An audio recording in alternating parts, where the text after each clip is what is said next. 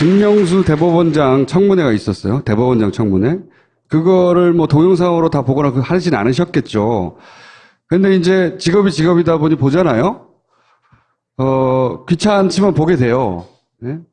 보다 보면 이상한 대목들이 나오는데 그게 뭐냐면 뭐 특정 법무비서관의 인사 관련 문제라든가 또는 법관들끼리 회의한 것에 대한 내용이라든가 법원 내의 모임에 대한 정보라든가 이거를 국회의원이 알 수 없을 텐데 하는 정보들이 막 나온단 말이죠.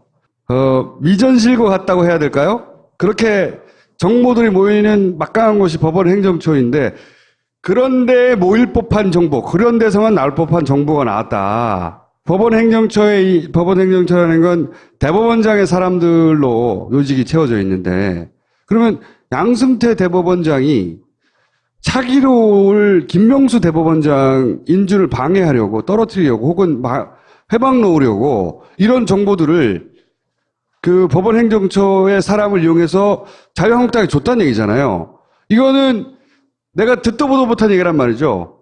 전임 대법원장 체제가 후임 대법원장이 시작하려고 하는 것을 어떻게든지 막으려고 하는, 방해하려고 하는 그것도 정당을 이용해서 특정한 사실 아직 증거가 없어요. 명확하게. 자, 그러면 제가 이렇게 생각하는, 저는 이렇게 추정하는 바입니다. 제발 추정만 해주세요.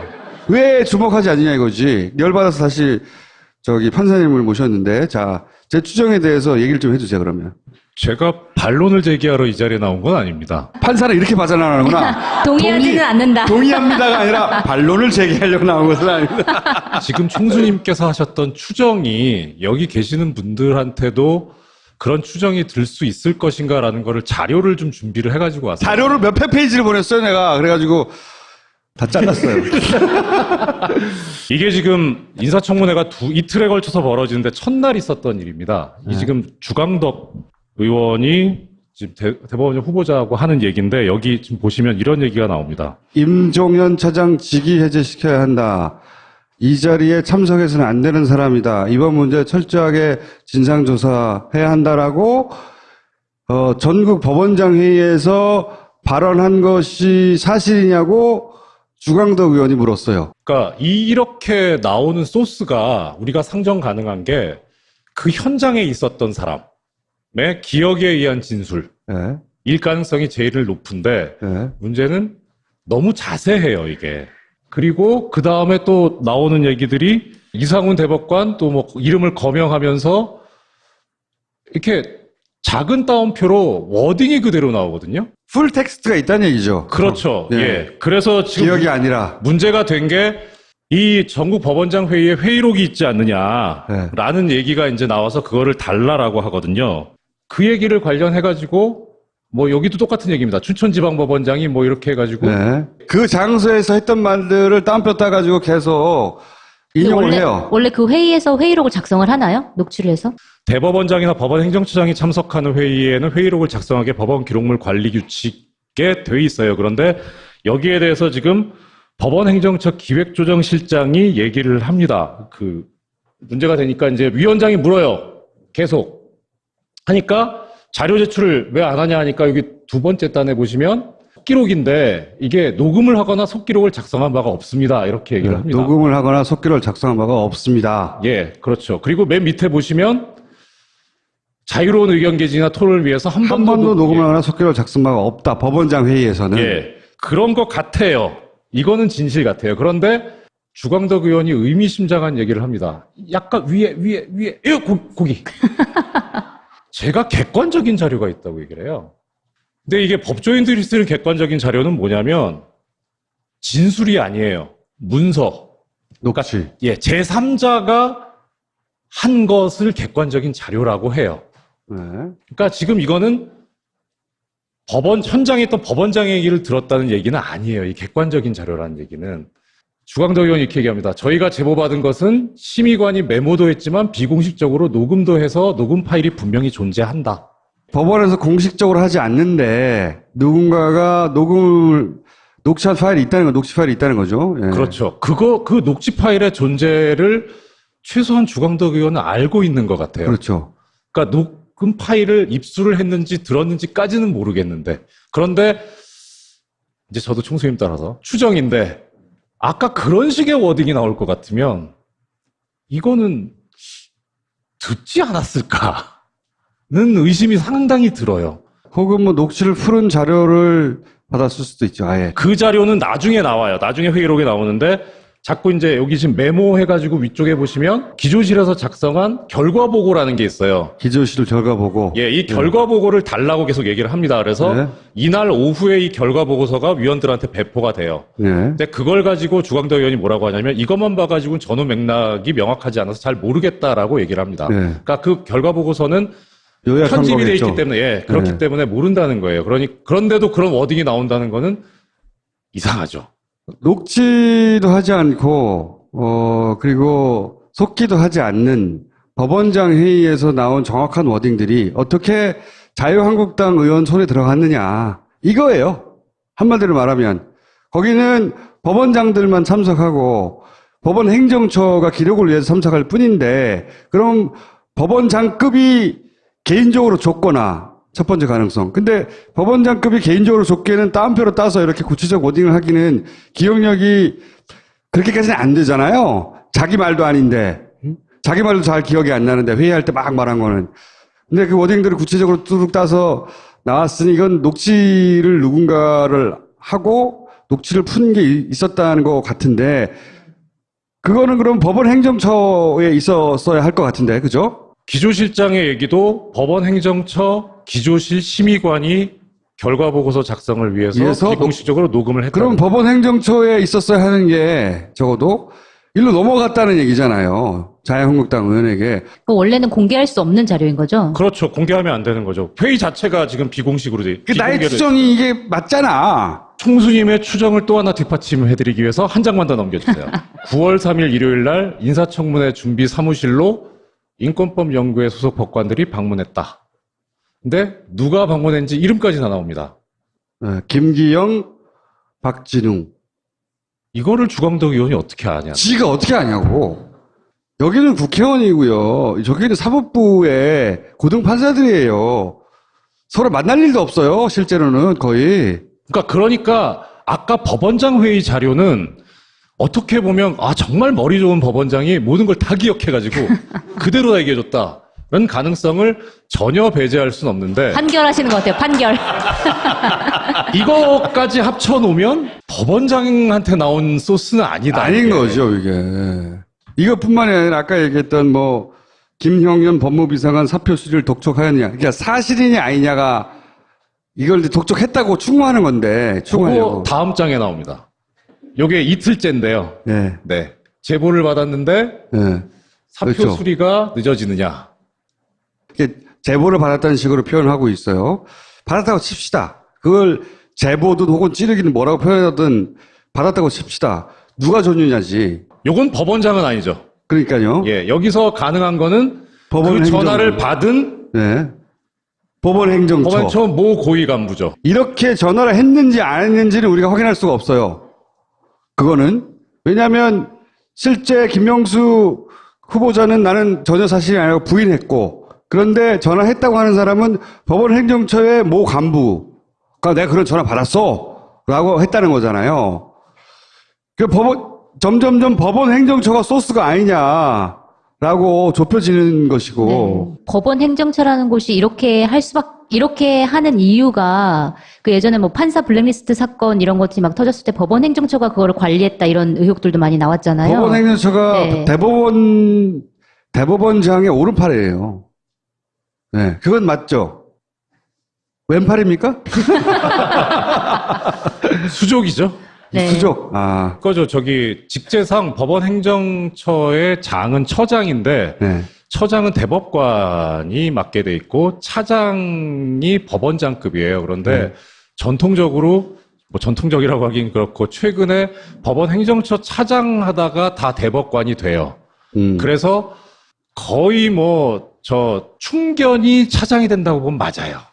임종원 차장이 최근에 이제 여기서도 나오지만 판사 블랙리스트라든가 이제 국제인권법 연구회 그 세미나 방해 네. 관련해가지고 문제가 됐었는데 네. 정말 열심히 했어요. 너무 열심히 해가지고 무리를 일으킨 거죠. 열심히 했다는 거는 양승태를 위해서. 양승태 대법원장을 위해서 열심히 일했다. 그렇죠. 예. 그러니까 어찌됐든 법원 행정처 입장으로서는 만약에 김명수 후보자가 대법원장이 되면 자신들이 했었던 그런 모든 행위들에 대해서 어떤 책임이라든지 폭로당하거나 예를 네. 들어서 블랙리스트가 그 컴퓨터에 있다고 그런 사건이 있었잖아요. 네. 그러니까 요약하면 판사들도 성향 분석에서 블랙리스트 명단이 존재했다라고 이제 폭로한 사람이 있어요.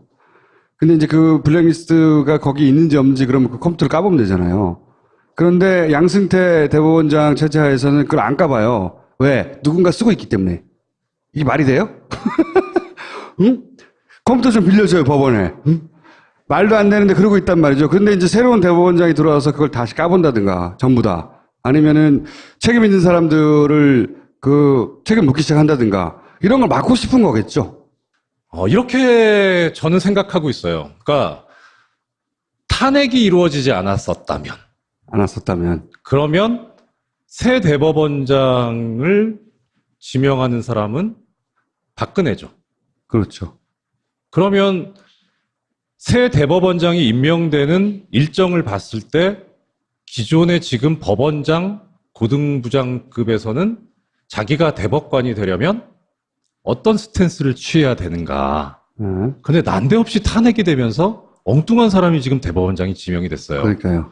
이 사람들은 사실 날벼락이죠. 내가 대법관이 되거나 예. 혹은 대법원장이 될 수도 있는 사람들 군에서 종전에 대법원장 후보자로 상당히 유력하게 부각됐던 전수환 전 대법관이나 박시환 전 대법관 같은 경우에 고사했단 말이에요. 네.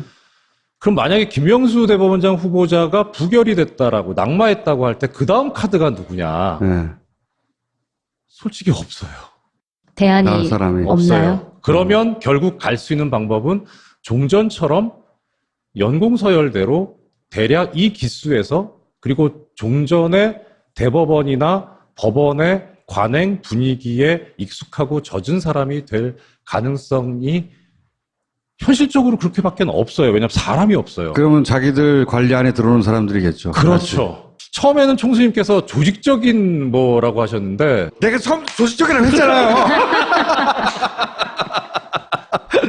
아니 사람들이 믿지 않아. 딱 보니까 조직적인데 누군가 개인이 일탈해서 특히 법관들은요. 제가 만나본 굉장히 모범적이에요. 보수적이고 방어적이고. 그런데 모험을 하지 않는 그런 사람들이 갑자기 지금 차기 대법원장의 인사청문을 하는데 뭐 자료를 찔러준다? 자기 개인적으로? 절대 있을 수 없다고 봅니다, 저는. 일단의 사람들이 자기들끼리 모여서 자기들끼리 막 이걸 막아야 된다고 서로 부추기며 그것에 명분도 얻고 스스로 힘도 얻어가지고 같이 움직여서 누군가 갔다. 그렇게 생각할 수밖에 없는 일이 벌어졌다고 나는 생각했는데. 인사청문회 그 당시 준비할 때 사무실에 들락날락했던 사람들 네. 이거는 청문회 준비팀 안에 소위 프락치가 있다는 얘기밖에 안 되잖아요. 그렇죠. 그걸 네. 보고하고 있다는 거잖아요. 거기에 들락날락 하면서 그 정보를 빼서 절로 자영업자에 주고 있던 거 아니에요, 지금? 그러면 김명수 후보자는 지금 뒤통수를 맞고 있다는 얘기거든요. 그렇죠. 이게. 예. 이거는 심각한 거죠. 대법원장이 되려고 준비하고 있는데 그 정보를 빼가지고 임기 며칠 남지도 않은 대법원장 쪽 사이드한테 주거나 그걸 자영업자에 주고 있다는 거잖아요. 그런 걸로 추정돼. 특정 정당에다가 야, 얘 줘줘 이러는 거예요. 약간 이해가 안 가는 게 뭐냐면 그 조지는 내용이 그렇게 파괴적인 내용은 아니잖아요. 사실. 법원 아니지. 이 사법부 내의 시각으로 보면 자기들은 이거 심각하다고 생각하는 거예요. 자기들끼리는. 그 송채경화 기자님 말씀이 맞는 게, 네. 그러니까 우리가 저도 전엔 몰랐는데, 그러니까 일반 사회라든가 아니면은 이제 특히 언론 기자님들 뭐 정치계에서 보면은 사실 별게 아닐 수 있는데 아까 총수님 말씀하신 대로 판사들은 이런 행위를 절대 하지 않아요. 그러니까 조금만 이상해도 이건 그러니까 있을 수가 없는 일인 거죠. 유출한 정보가 심각해 보이지 않는 것까지는 이해가지만 그게 심각하든 심각하지 않던 유출이 됐을 법한 주체를 생각해보면 심각한 일인 거예요. 추정. 조직 있는 걸로 추정되고 있는 거야. 주광덕 의원이 진술이 일관적이지가 못해요. 이 회의록을 보면. 그러니까 왔다 갔다 해요. 이 출처에 관해서. 오히려 장제원 의원 같은 경우에는 이상한 소리를 하긴 하지만 진술은 되게 일관적이거든요. 네. 자기가 말을 하면서도 내가 나중에 법적 책임을 어떻게 피할까를 생각하면서 말해서 그럴지도 몰라요. 하여튼 뭐 그래서 이게 지금 한편으로는 주광덕 의원이 전과가 있잖아요. 저기 안경환 후보자 때 판결문 예. 예. 그 소스하고 이 소스하고 어떤 연관성이 있을까라는 것도 좀 사실 신경이 좀 쓰여요. 뭐 지금 증거는 없어가지고 발견하기도 쉽진 않을 것 같아서 그런데 조사해야 돼요, 이건 실제. 근데 듣고 보니 이분들은 심각하지 않아요? 듣고 보니? 더 곤란해질 것 같은데 오히려 이렇게 했다는 행위 때문에 나중에 이제 김명수 후보자가 실제로 대법원장에 취임하면 이것도 상당히 큰 문제가 되지 않을까 싶은데요. 그렇죠. 일종의 차도살인을 하는 걸 본 적이 없거든요. 이거는 굉장히 드러나게 자기들은 조심했다고 생각하는 것 같은데 이 소위 국회의원들은 자기 광을 파는 게 더 관심이 있기 때문에 그렇게 보호해주지 않거든. 자기 광만 파는 거지. 그 사이에 삐죽삐죽 튀어나온 거예요, 이게. 주광덕이 이렇게 얘기합니다. 지금 법관들로부터 듣는 얘기입니다. 누가 이런 얘기를 저한테 제보하겠습니까? 예, 자백을 했어요. 근데 이게 지금 오전 발언 내용인데, 오후 발언 내용인데, 오전에는 뭐라 그랬냐면, 국제인권법 연구의 핵심 판사들이 한 3, 40명 되는데, 그 사람들을 빼고 나머지는 우리가 아무리 알아보려고 해도 우리한테 협조를 하지 않습니다라고 하는 진술을 해요. 앞뒤가 안 맞아요. 숨기려고 하다가, 아까 예리하신 총수님 지적대로 광팔려고 한 자백을 해버린 거죠. 그러니까 이제 자유한국당과 양승태 체제는 사실 거의 한 몸이라고 봐야 돼. 되는 거 아니냐고 추정되는 정황들이 지금. 근데 저는 이거는 골 때리는 일이에요, 진짜로. 그러면 하나만 더. 하나만 더. 아, 오늘의 운세가 말 조심해라 했는데.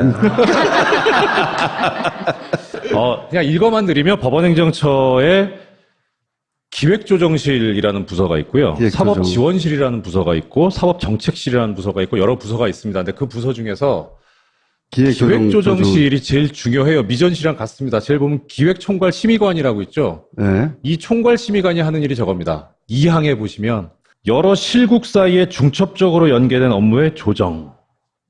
이게 뭐냐면 어느 한 부서에 특정된 업무면 거기서 하는데 어디에 있는지 모르는 거면 여기서 한다는 거고요. 이 자리는 미전실이네. 확실히 여기가 삼성에 미전실 하는 거 거거든요. 그룹 계열사들 조율하고 조정하고. 그러니까 아까 그 법원장 회의에서 비공식적으로 녹음을 했다고 하는 심의관, 그 심의관이 판사인데요. 네. 판사가 하는 자리인데 기획 1 아니면 2 둘 중에 하나일 겁니다. 보통 둘 중에 하나가 하니까요. 보도 보셔서 아시겠지만 그 국제인권법 연구의 활동을 저지시키기 위해서 인권법 연구의 소속 판사를 행정처로 발령냈다가 내서 당신이 블랙리스트 관리해라라고 하니까 나 이거 못한다 해서 다시 원대 복귀한 그런 사건이 있었습니다. 그래서 블랙리스트라는 게 터졌죠. 그 판사를 발령낸 자리가 이 기획 2 담당관입니다. 거기까지 자세히 알고 싶지 않고요. 그러니까 이게 뭐냐면 핵심은 기획조정실이 뭔가 이상하다.